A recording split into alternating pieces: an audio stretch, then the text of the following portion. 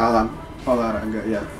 China Open tahun ini ya, dimana Super 1000 kontingen Indonesia kembali gagal, bukan hanya gagal tapi gagal menempatkan satupun wakilnya di babak final, dimana di babak semifinal sebetulnya kita ngelolosin 3 wakil, Dejan Gloria di ganda campuran, lalu Fikri sama Daniel Martin di ganda putra, dan Jonathan di tunggal putra. Ya sebetulnya di ajang ini sebetulnya Indonesia pun menurunkan squad terbaiknya, dimana di ganda campuran ya kita nggak nurunin wakil kembali di situ. Gue bilang ini tim kepelatihan ingin merombak squadnya, jadi gue bilang mereka kirim wakil dulu, karena percuma mereka kirim wakil pun hanya mentok babak 1 babak 2. Jadi mereka nggak kirim wakil, justru non pelatnas di Dejan Gloria tampil. Dan sebetulnya penampilan mereka pun gue bilang nggak buruk dalam artian lebih baik daripada biasanya. Kan tadi di semifinal anti klimaks, Gloria nggak bisa menang di depan lawan Wang Dongping lebih cepat. Lalu di ganda putri juga kembali kita tampil mengecewakan. Tunggal putri kita cuma nurunin Georgie, emang Georgie ini kan udah lama nggak main, jadi feelingnya belum dapat.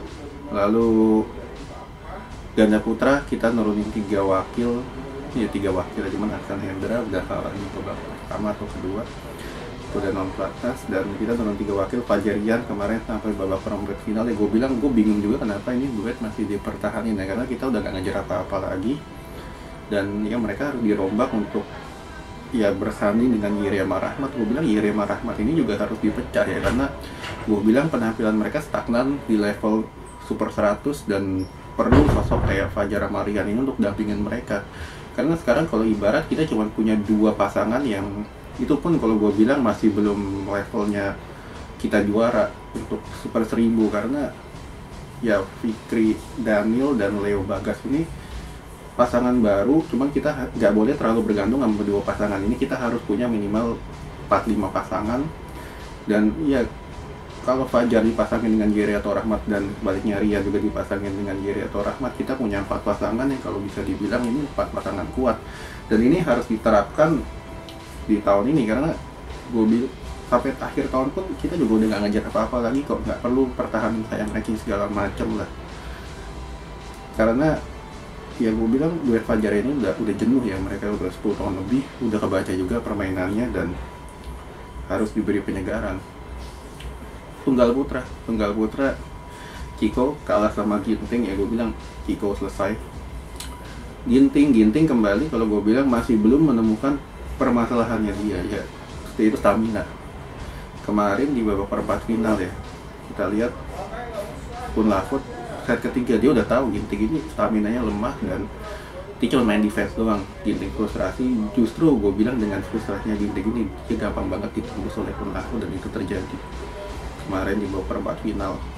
Ya sayang banget, gue bilang tim kepelatihan masih belum menemukan formulanya untuk dia, karena gue bilang sayang ya pemain kayak Ginting ini very skillful, tekniknya bagus, pukulannya bagus, sayang stamina jelek.